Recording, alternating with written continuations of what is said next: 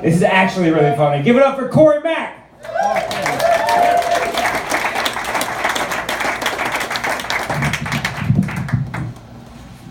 My husband got an iPhone. I'm a bit jealous. I'm not jealous because I need an iPhone. I'd like my husband to touch me like he touches his iPhone.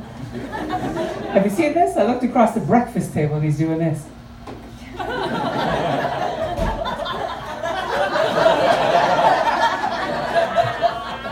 I go, what are you doing? He goes, I'm looking up an address. Jesus Christ, I'll take you there myself. How about you look up my address, sunshine? That's what I'm saying. I got a few apps of my own. Our kids want attention. Kids want attention nowadays. My daughter wants, she wants a scrapbook of her life. She's 18. I said, what have you done? Like, I've been here. I don't know what you put in it. Like, what would you put in it? She goes, well, when did I walk? We could put that in there. When did we walk? When did I walk? I said, you know what? If you didn't walk, I would have written that shit down. Because I would have found that mildly interesting. Dear diary, she did not walk again today. If she doesn't walk by Sunday, I'll call my mom. You know. Our son went through that phase, you know, the phase where a kid likes his dad better than he likes his mom. I hope this happens in all the other families because it happened at ours. He's like so mad I made him go to the grocery store with me. He's in the backseat of the car and he goes, you know what? I like Dad better than I like you.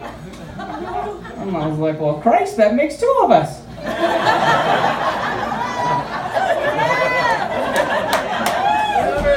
Punch me in the feelings, you little shit. He sleeps with me, I win. What? Stop your crying. I told my husband, he goes, you'll be paying for therapy. That's the last time I'd be honest with a woman. Look at your face. Like, I was horrified.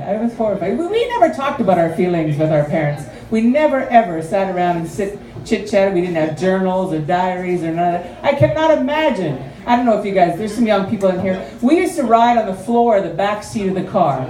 Yes. Like down on the hump. Yes. Below the smoke line. Yes. Yeah, where they were both smoking, right? 40 below, the windows are rolled up. It's trying to suck some air out of a dead cheesy bag you found underneath the front seat. Trying to live till you get to your grandma's house. I cannot imagine whipping up over that front seat and going, hey, by the way, I like Dad better than I like you. We would have never met, folks. I tell you that for free. It never would have happened. I turned 40 15 years ago.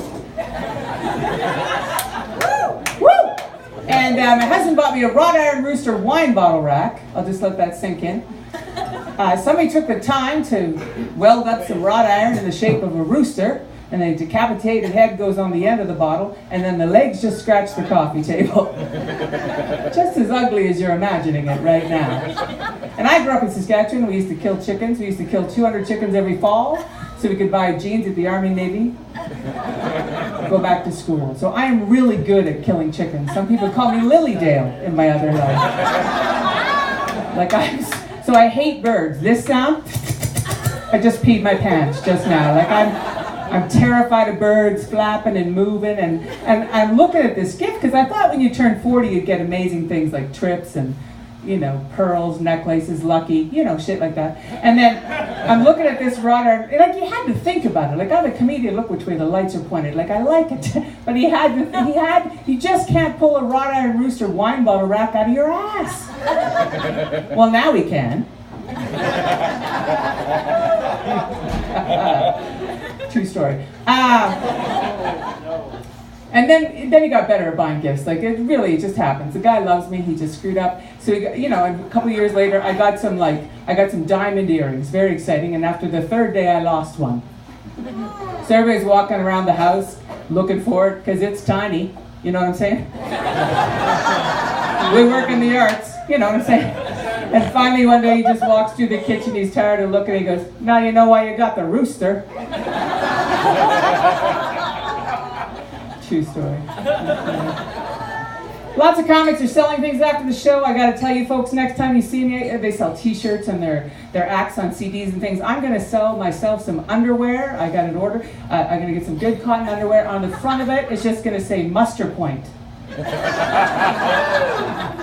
Yeah. Everybody gather here. Emergency. That's right. I heard about this in Italy. The adults, they can't get their kids to leave the house. It's very unsettling. The government's giving them money. The adult children will keep moving back in with them. They love it so much. And I got a theory about how you get your adult children to leave the house. Louder sex. Yeah. Because when they're little, you're quiet and you want them to go to sleep and stay asleep. And then when they're middle-aged, it's just awkward. But if they're 28 and they're still sitting around eating their 1 millionth box of Cheerios, I'd be like tapping that ass every time I saw it. Like, I'll bring people in if I have to. I'd be like, everybody to the muster point. Thanks very much, folks. We'll see you again.